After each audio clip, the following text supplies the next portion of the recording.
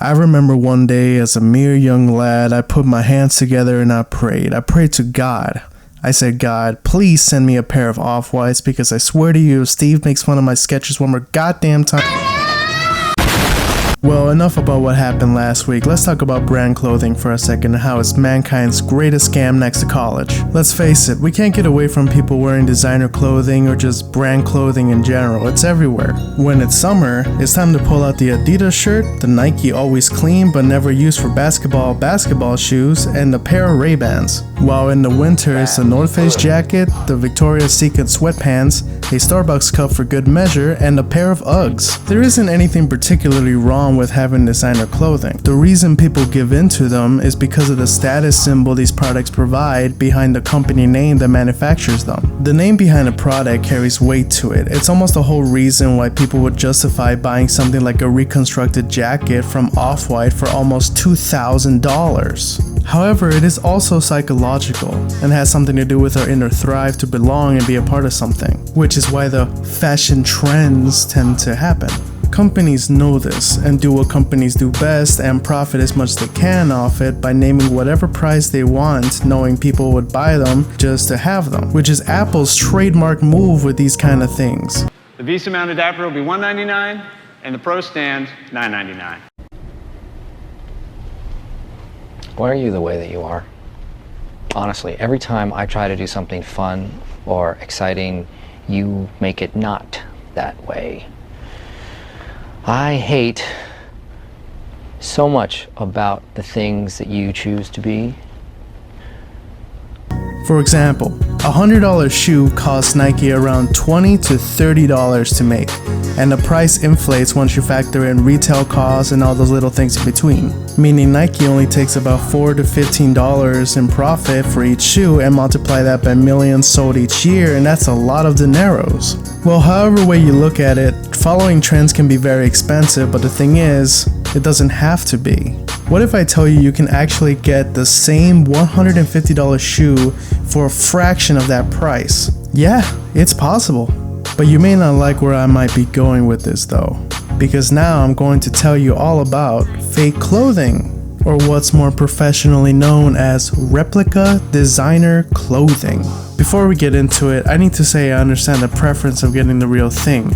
If you don't want to support the idea that it's okay to charge a lot of money for some rubber and fabric, then let me just tell you why I think buying fake brand clothing on purpose is actually a great way of just getting what you want without paying so much for it. But we need to clarify what I mean by fake clothing. There is a difference between mock merchandise, in which a company makes somewhat the same design as something like a pair of Converse shoes, but without the Converse name, and then there's the copy and paste fakes, which claim to be the brand name company like Converse but aren't. The main difference is one is legal because they don't claim to be said company but offer the same similar style of merchandise that big name companies make, and the other is, well, quite illegal. The problem with the duplicate ones is how they're used. What some people with small businesses like in flea markets or in online resale sites like to do is buy the fake merchandise, for example shoes, at a wholesale, which is even cheaper, and resells them as a legit thing for a higher price but a lot lower than what the actual brand name shoemaker like Adidas is selling theirs for. Therefore kinda expanding the market for those who want to follow the trend but can't afford to buy the real thing from an authorized dealer, making it very frustrating as you question the legitimacy of buying a pair of Yeezys for $60 on eBay. But then, on the other hand, your asshole classmate Steve got their new insert Jordan shoe here, and you ain't having none of that shit.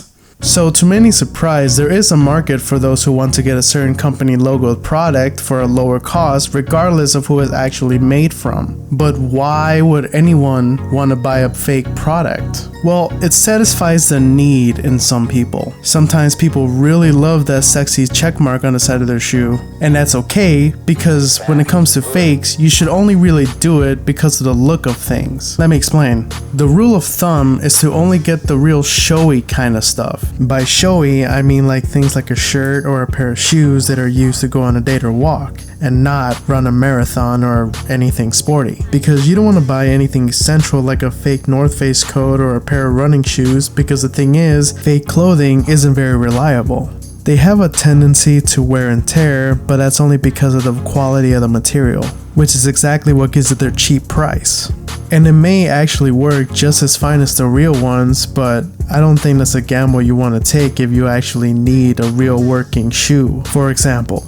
So that being said, if you want to buy a pair of shoes or sunglasses just for the show of it, pretty much just to look good, then you can do just fine with the fakes. But they aren't all complete copy and paste. The difference between the real and the fake ones differ from product to product. The differences may go from a slight dislocation of the inner pockets of a purse to a giant color difference. That's sometimes because it's more than one company making the same kind of shoe, so you may have to look a little deeper for who has the better quality fake that may match that little shit Steve's Jordans. But what is this kind of weird market exactly? Well, for the most part, it's private companies in China, and there is no way to buy directly from a site. So the only way to sell their products is through sites like DHgate and other international reselling sites. They aren't necessarily super obvious about it. If you go on sites like DHgate, you won't find things like fake Ray-Bans or fake Jordans in the title because the practice is quite illegal. It's not illegal to buy it, it's mostly illegal to sell it. But if you see like a pair of Jordans selling for like $30, then it's safe to say it's a fake. Sometimes they would even Photoshop the products by deleting the Nike logo, for example. But when you look at the photo reviews, the Nike logo is actually on the shoe when it arrives, so they can't necessarily be very open about it. When you get them, it's not much of an unboxing experience though. They come in like this plastic bag, at least with the shoes that I got, which are fake Ultra Boosts by the way, and I'm actually very happy with them. They still look very good, the fabric is very good, and I've been using them for work ever since. The white ones especially are quite lovely. So okay, you one-up that punk bitch Steve's Jordans with your limited edition off-whites. Now everyone's gathered around, the classroom is screaming World Star, who wins? So if you're not looking to spend like $200 on a belt, then I see nothing wrong with screwing with the system just to get it cheaper with a fake. What I wish we can do is start holding a company to the quality and build of a product and not how big they slap their company name on it, which is the business model of some companies like Supreme and pretty much anything designer. And don't get me started on women's handbags. They make billions off of extremely overpriced handbags. If you wait long enough, you don't even have to get a fake designer handbag because you'll end up finding it at 80% off at Marshall's. Only makes you think how disposable they really are if they could just go down the price like that. But anyway, don't get discouraged or ashamed for buying a fake anything. It saves a lot of money if you want to look good. But wait, there is one problem, a horror. An unspoken truth that bears the holder of the fake. A punishment suitable for the devil himself, in which you are forever inside a metaphorical oven, which one can use to roast you. Excuse me? I said Yeezy's real?